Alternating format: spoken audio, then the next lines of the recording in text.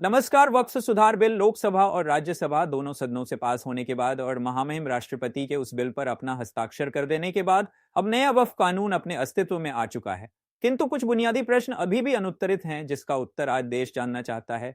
वक्फ की परिभाषा के अनुसार इस्लाम को मानने वाला कोई शख्स धार्मिक कार्यों और परोपकार के लिए अपनी चल या अचल संपत्ति को दान कर देता है, तो ऐसी संपत्ति को वक्फ कहते हैं। इसके बाद ये संपत्ति सिर्फ परोपकार के काम में केवल एक विशेष समुदाय के लिए ही इस्तेमाल हो सकती है।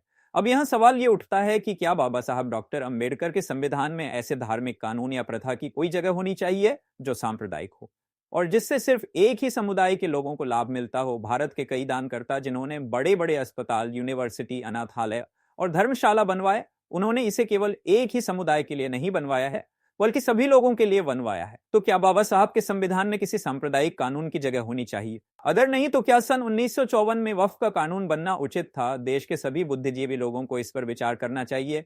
दूसरा सवाल यह है कि भारत का एक बड़ा हिस्सा लगभग 800 सालों तक विदेशी आक्रमणकारियों के अधीन रहा, जिन्होंने कुछ अचल संपत्ति वक्फ के नाम की। अब सवाल यह उठता है कि यह संपत्ति तो भारतीय शासकों की थी, और अगर किसी लुटेरे और विदेशी शासकों ने उस पर अपना कब्जा कर लिया और उसे वक्फ को दे दिया, तो क्या बाबा साहेब के कानून ने उसे मान्यता दी जाएगी? और मुगलों के बाद तो भारत में अंग्रेजों का राज्य था, जिसके बाद भारत आजाद हुआ।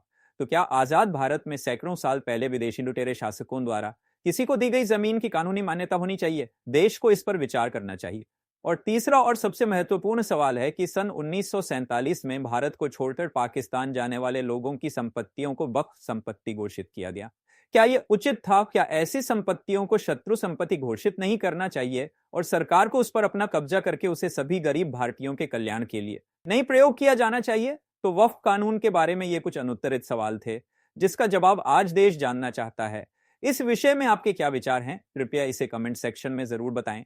साथ ही इस वीडियो को लाइक और शेयर करें तथा ऐसे ही वीडियो देखने के लिए इस चैनल को सब्सक्राइब करें। साथ ही बेल आइकॉन भी जरूर दबाएं, जिससे हमारे चैनल के सभी नोटिफिकेशन आपको मिल सके। फिर मिलेंगे एक नए वीडियो में, तब तक के लिए नमस्कार।